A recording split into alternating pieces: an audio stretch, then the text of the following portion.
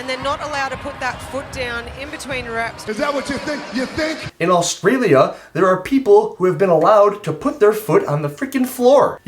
Right?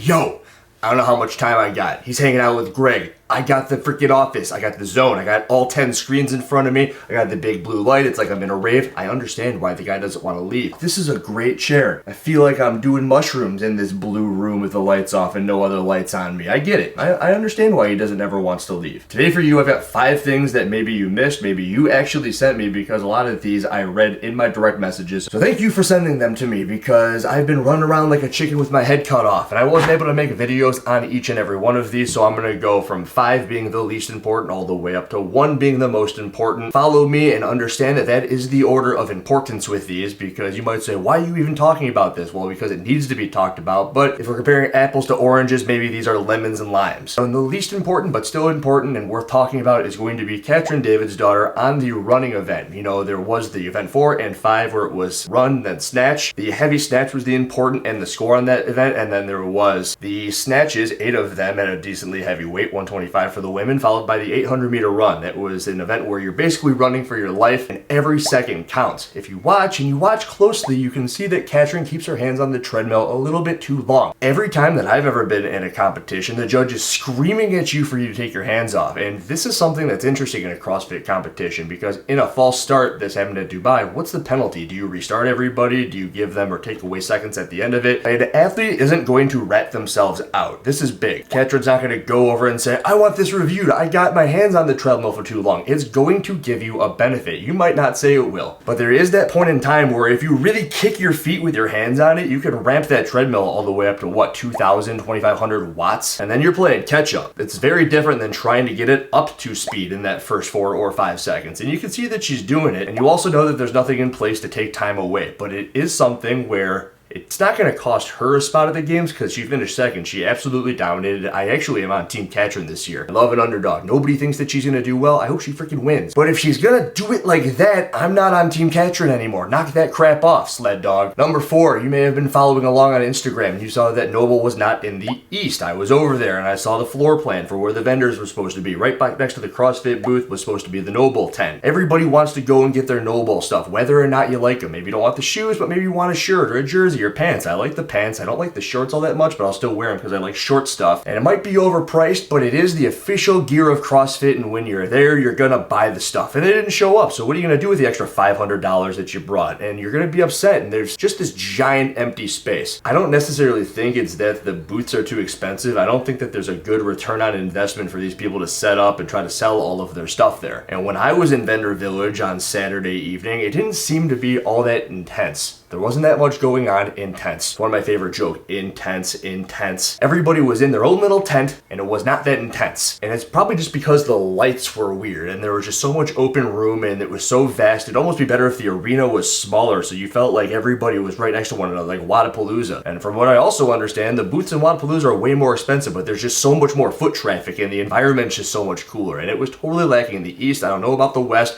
but in Australia, there was a Noble tent set up, unlike in the East. Just an empty spot in the East. In Australia, they were supposed to be there, but I think I heard the cargo ship was a little bit tardy, so they just made no effort to set it up. It's like, well, screw it. We're not going to do anything, because if we can't be there every day, we're not going to be there any day. But they are making cool athlete jerseys again, la-di-da, but they are making them for everybody. That is a better thing than last year, where there was just a select few athletes. Number 3 is the bike standard. This is something where I was actually trying to do a test on this. Is the Echo bike easier than the Assault bike? I made videos on this in the past. Which one is easier? What do you think? General consensus is that the Echo bike is more challenging. It's harder to accrue calories, but if anything, I think that you get a different stimulus on each bike. There's a reason why Matt Fraser had 2 Assault bikes and 2 Echo bikes. It's because they are 2 different machines. They will elicit a different response. I like that the tests are all the same across the semifinals. I do not like that they have Echo bikes in basically all of the semifinals, other than what looked like South America. America. If Guimel Harros had a closer gap to close than he had to on that final day of competition where he was 20 or 30 points out, we know that he didn't make it. He finished third. It was an insurmountable lead that the two ahead of him had, but I have reason to believe that he would have definitely been screwed by the fact that there was not an echo bike, but there was an assault bike. And why? It's because when you ramp up the assault bike for round after round, the calories register differently than they do on the echo bike, or at least you get punished differently. That you cannot argue with me. And you'll see it on the live stream. I don't know if Guy just kind of phoned it in, but I do know that in the Mayhem programming, there aren't very many assault bike sprints. And you also know that individual who tries to get out ahead. Look at the number of calories on an assault bike and they'll say, okay, it's 30. I could probably do that in 30 seconds. And then the question is, can I hold on for the rest of that time? When it's 15 calories round after round, that's nothing for these athletes. You get over the assault bike, you hammer the crap out of it. But when it's the echo bike, you go Mayhem route and you say, I'm going to try to hang on to 80, 85 RPM or cadence every single round. Round number one, Gia is already 10 seconds, maybe even 12 seconds behind the two that he's chasing. And in a world where that's a closer event, he's kind of SOL based upon the equipment that they put there. And that is the number 3 most important thing that I wasn't able to bring up this weekend. Number 2 is where it gets kind of serious. We've got an athlete named Emily Scott. She, I believe, is on CrossFit Diablo's team, and she has an instance for you guys which is really, really unfortunate. We've seen no reps that are given and undeserved. We've seen reps that are not deserved and given over the course of the competition, but we have yet to see an instance where the judges on the field do not even understand the competition at hand. This is something that I've talked about in relation to the confusion of the way that they are written out. The simpler everything is, the better it is for the spectator, but it's also better for the judges. Emily Scott was completing the workout. I believe it was the second one of the weekend. It was a waterfall relay where they had to come on out and do a run, and then they had to do some dumbbell bench press, 60s for the women and 90s for the men, and then they had to complete a designated number of pistols on each leg before the next athlete in the relay was released. She was the first one on the team to go. She completed the run, she completed the dumbbell bench, she goes on over to the pistols, and right here you can see, I'll plug in the video right now, that she is completing the pistols. She walks over and she goes, what number am I at? The judge says 8. She has a post on her Instagram talking about it, and the post reads, sometimes you get a harsh or maybe an unfair judge. This morning we had one that had no idea what was even going on. She was the first in her relay, a 400-meter run, 10 bench press, and 15 pistols on each leg before the 3 handstand pirouettes. She ran, she did her bench press, and then she completed her 15 pistols, looked back to her judge into her second box to do this second set of 15. You know, it's all on one leg and then on all the other leg. The judge looked at her and said that she had done 8 reps. She asked her why, and the judge could not give her a straight answer, so she kept going, and she ended up giving her 1 repetition for every 2 squats that she had completed, which really makes absolutely no sense. She had to do 30 pistols on each leg before releasing the next athlete. In a couple of these notes that I have from Emily Scott on CrossFit Diablo's team, she did put in an appeal, but there was no way for them to give them reps back because the way that it went down, she had completed it, athlete 2 had completed it, athlete 3 had 6 pistols left before going into the handstand pirouette, and they had only been able to issue that athlete the 6 additional reps right there. So they were credited with 6 reps through the appeals process, and the reasoning for that was because they were unable to determine whether or not the athlete could even do the handstand pirouette, which makes some sense. Emily combats that thought process with, but what about the extra time that it took for her to complete all of the additional reps? But let's just say that she wasted a minute or a minute and a half arguing with the judge, completing the extra reps under fatigue. She had to do 30 extra reps. It's about a minute's worth of work. The last time I saw something like this happen was at Wodapalooza, and at Wodapalooza the judges had to do all these different divisions. It was like adaptive, and then it was elite, and then it was scale, and then it was beginner, open category, the gauntlet. They had to do it all. That one is a little bit more comprehensible. You understand the judge is running around like a chicken with its head cut off, like me in here right now. It doesn't matter! But here there's no excuse other than the programming is too freaking confusing, and that's something that I said last week. Yo, what's up, dude? I'm in the middle of shooting a video in your office. Oh, cool. What's up? You on your way back? Yeah, I'll leave you alone. I'll see you probably like in 20 or 30.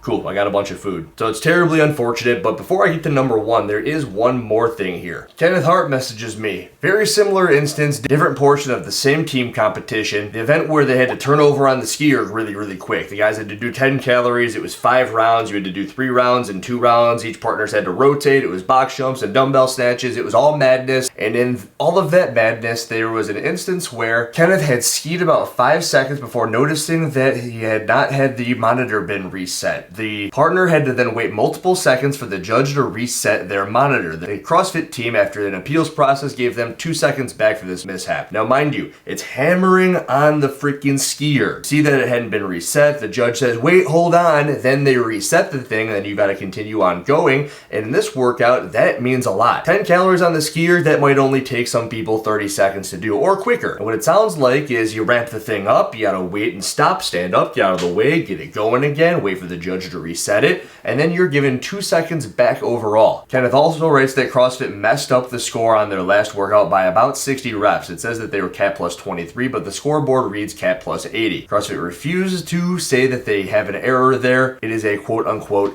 show, having their rep count messed up on the clean event as well. Kenneth's team finished, I believe, somewhere around 20th place. He is 100% positive about the ski ergs. They were on the last set of burpees on their last workout, and per his determinations, this could actually have an effect on the teams finishing 10th and 11th place, as well as, of course, their own. So in the middle, number 2 right here, we've had a hodgepodge between Emily Scott's situation and Kenneth Hart's situation here, where the judge has no idea what's going on, and then CrossFit's refusing to admit that there are things going on. They're going through this appeals process, which was a great idea, but when you're giving people like Roarin Scott a couple of seconds back, and you're giving Kenneth Hart's team a couple of seconds back, and you're giving Emily Scott 6 repetitions back, it's really just like putting a band-aid on a freaking giant cut. You take the knife, you stab yourself in the arm, and you're like, oh, 6 seconds. Better than nothing isn't really good all the time. I know you've been waiting for number 1. Let's talk about number 1 before Sevan gets home. Number 1, the pistol standard, not even just across the regions, because I had people sending me Australia left and right. I've had people sending me pistol stuff left and right. And for the first reason, it was where their heel needs to go. Many athletes came to me, people competing at the event at the highest level, individual and team, and they're like, my judge was telling me I couldn't let my heel go behind my leg. You know, you stand up and that heel has to keep out in front of your body. Some people are just holding onto their foot the entire time. You saw it in the video with Emily Scott. Some athletes are allowed to kind of dip that heel behind the line, and some people are furious about it. It fixes your center of gravity. It takes a little bit of tension off that front hip flexor when you get to center yourself out. If you keep your foot out in front,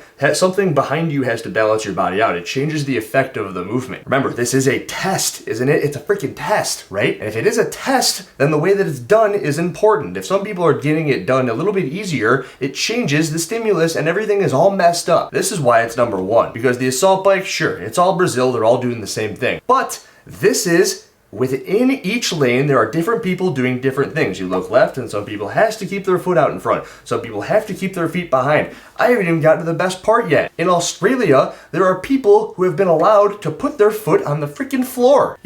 Right? There's people who need to keep their foot in front of their body. There's people who aren't allowed to put their foot behind their body, because then they'll just be given a no rep. But then there are people who are they're doing single-legged squats. It's left, left, left, left, left. But judges everywhere have been enforcing that you keep that opposite foot off the ground until you've completed the designated number of reps. Usually it's 5 right, 5 left. Move forward, 5 right, 5 left. And then you move on to the next thing. That's on event number 2, I believe it is. Then, in Australia, you've got people who are putting their foot down on the ground right next to one another. Imagine being in that lane and you go, why are they allowed to do that? Rep 1, rep 2, rep 3, rep 4. And they're not allowed to put that foot down in between reps. Is that what you think? You think? And every single time, they're balancing themselves out top. That is so much easier and so much faster. And it completely ruins the effect of the workout. I had to get this video done. This is very important. Katrin shouldn't be allowed to have her hands on the treadmill for all that long. These teams should not be getting screwed over. There should not be judges being sent out there that do not know the workouts. There should not be people in one lane held to a different standard than a person in another lane. The event sponsor should be filling up the booth that they are saying that they should fill up. No, right? Reebok would be there, wouldn't they? Did I miss anything? I don't know. This video seems like it's taking a freaking hour. But they're just a small team. You know, small teams make things happen. I'm a team of 1. And,